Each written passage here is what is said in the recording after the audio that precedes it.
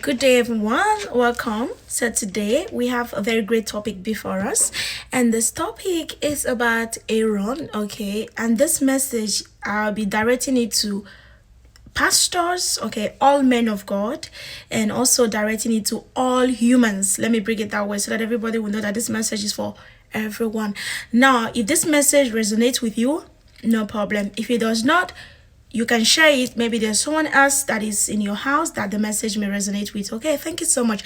So this message is about Aaron, and also what happened to Aaron that is happening to many pastors today due to pressure or the kind of people they have in their congregation, right? Yes. Now a time came, every one of us know Aaron. Aaron is a priest, okay, that God has ordained to help Moses to complete his journey by taking the children of Israelite out of Egypt. Yes, that was the work of Aaron, to assist Moses, right? So it gets to a stage on a fateful day, Moses left. He left the children of Israelite. He went to seek the face of God because he was to bring the 10 Commandments to the children of God. Okay. On the process that Moses left, for a few days they did not hear from Moses. The people begin to talk, they begin to lament, they begin to okay, what is going on? The leader is no longer available. That you can get, let me just quickly tell you where you will get this story from. Exodus 32 from verse 1 to 8. Okay, that's where you will get it from. Now, the people begin to pressurize Aaron. Oh, where is the leader? Where's the person that supposed to lead us? Now, if there's no Moses again, we want to know the kind of God that we want to follow. So they begin to put pressure on Aaron, that Aaron should provide a God for them. Because since Moses is not available, they believe that since Moses left, God has already left them as well. Because since Moses was the masterpiece of God at that time, so all of them begin to pressurize Aaron. Please, give us a God. You must give us a God. You must give us a God. So it gets to a stage that Aaron was like, okay, no problem. Every one of you bring all your earrings, your necklace, your chains, and so on and so forth. I will make you a God. And Aaron did not see the danger of what he wanted to do. Aaron did not see that these people are trying to put him in problem. Then Aaron collected all that they have and used it to make an image. He used to make an image for the people to come and be bowed down to. Then he told them, oh, I have made to you a Lord. Tomorrow, every one of you should wake up in the morning and come and bow down to this image. And I was like, did Aaron forget who God was when he was doing this? Did Aaron forget that the Bible, according to the 10 Commandments, when God spoke to them before he put it on the tablet, he told them that thou shalt not make any other God. So did Aaron forget this statement? And the pressure of the people make him to forget. Just like I begin to understand that pressure is making a lot of people to do things against the will of God. Pressure make Abraham to go and sleep with Agar. Pressure make Cain, I don't know, Adam to eat the fruit. So I begin to look at the lineage of those people. I see that they cannot, there's one problem they cannot suppress pressure. You understand? When they be pressurized, they give up on what God have told them, what God has said. You understand? So Aaron went ahead to make an image for the people to bow down to. He could have just said to them that, oh, God, Moses will be coming. God is still with us. The same God that took you out of Egypt is still with us. Don't give up on your faith. Don't give up on your trust on God. He could have encouraged those people, but he decided to make that God for them. And the people actually went down to the gods and began to bow and begin to dance and begin to seek praises in the front of the gods. I'm like, wow, this is the same thing that is happening to pastors and to members. First of all, as a man of God, don't allow the pressure of your members make you give up on the God-given purpose, your calling, your consecration, your mandate.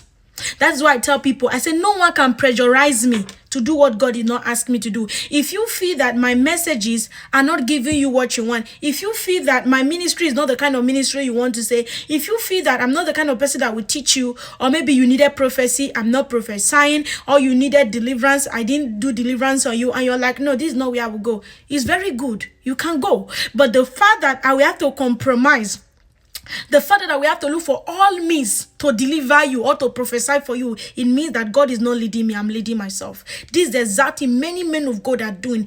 They cannot suppress pressure. When their members is pressurizing them, or when they find out that other pastors are having much congregation, they are having people, and they are like, oh, how can I make this thing happen? Because I have been there. A lot of members, when they see that the church is not growing, they begin to feel somehow. And you as the pastor, you will feel it. You will feel their energy. You will feel their pain. Like, does it mean that this church is not growing, or this pastor is not called by God? Yes, the members will be giving you that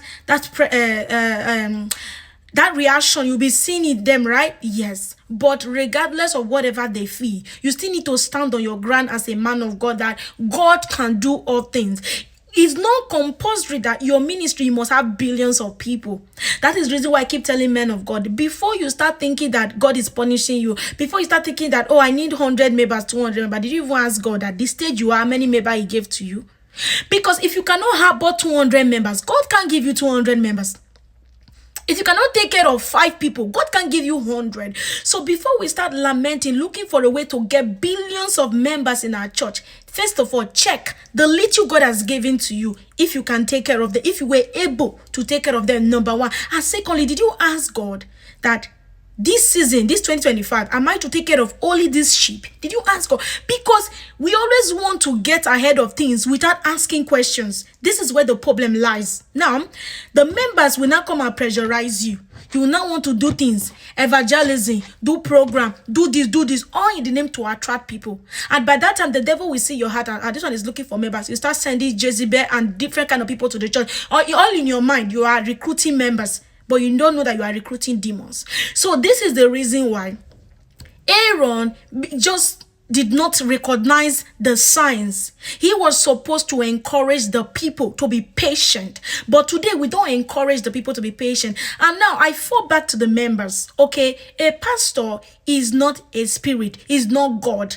Is a human in the image of God. Okay, now your pastor cannot do the miracle that you want. He cannot do the things that you want. Does not mean that God did not call him or he, other than he or she. It does not mean that. The fact that you start pressurizing your pastor, putting the pressure, just like the Israelite did to Aaron. They pressurized the man, and he went ahead to go and make an image for them to bow down to. And you saw what God was about to do to them.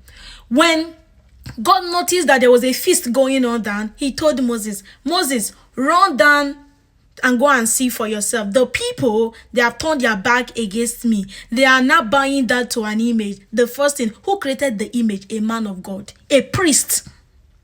There are some churches you are going today. Some pastors have made themselves that same image. There are some places today, some pastors have created image for their members to serve. Some people today, they are herbalists acting to be pastors.